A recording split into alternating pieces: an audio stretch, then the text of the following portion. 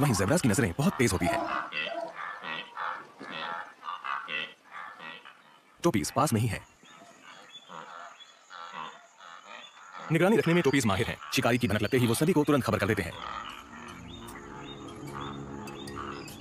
हालांकि ये प्रजातियां आपस में मेल नहीं खाती, लेकिन एक झुंड में रहने में ही सबकी भलाई है। और सवाना में सभी मिलजुल कर रहते हैं, यहां तक कि शिकारी भी।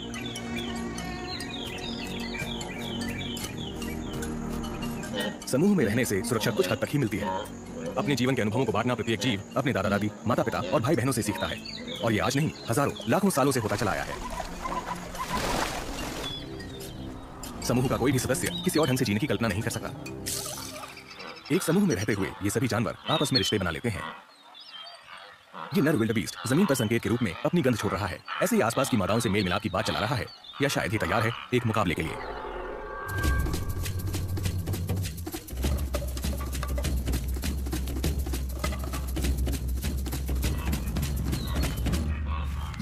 सेरेंगेटी के इकोसिस्टम में विल्डबीस्ट मुख्य भूमिका निभाते हुए नजर आते हैं।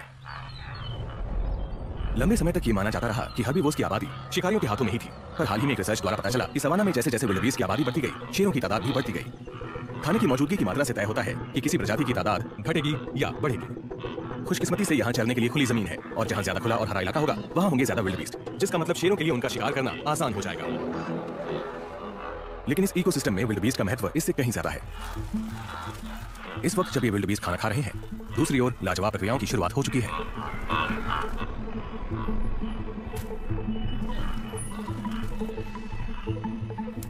विल्डबीस्ट जितनी ज्यादा घास खाएंगे, इकोसिस्टम में जिराफ उतने ज्यादा होंगे। पर असल में इस सब का आपस में क्या वास्ता है? सैकड़ों हजारों विल्डबीस्ट जब एक साथ इन इलाकों में चलते हैं, तो गर्मी में आग को फैलाने वाली सूखी घास को भी कम करते चले जाते हैं। आग जितनी कम लगेगी, पेड़ उतने ही ज्यादा होंगे, और बदले में जिराफ को और खाना मिल पाएगा।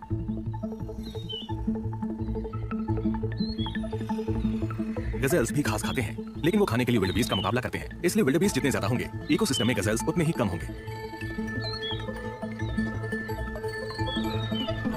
तो हालांकि विल्डबीस्ट अपनी सूझबूझ के लिए ना जाने जाएं, पर वो इकोसिस्टम के स्ट्रक्चर को आकार देते हैं। साथ ही इन इलाकों में रहने वाले बड़े प्रेडेटर्स का पेट भी भरते हैं।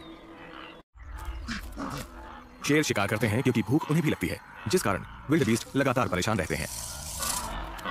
ये शेर हमले के लिए पूरी तरह तैयार है।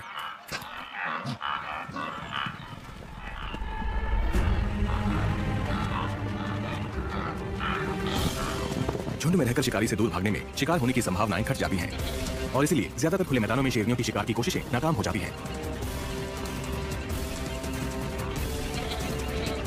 शेरनी के आते ही इस झुंड में भगदड़ मच जाती है, और ये शेरनी इसी भगदड़ का फायदा उठाने की फिराक में है।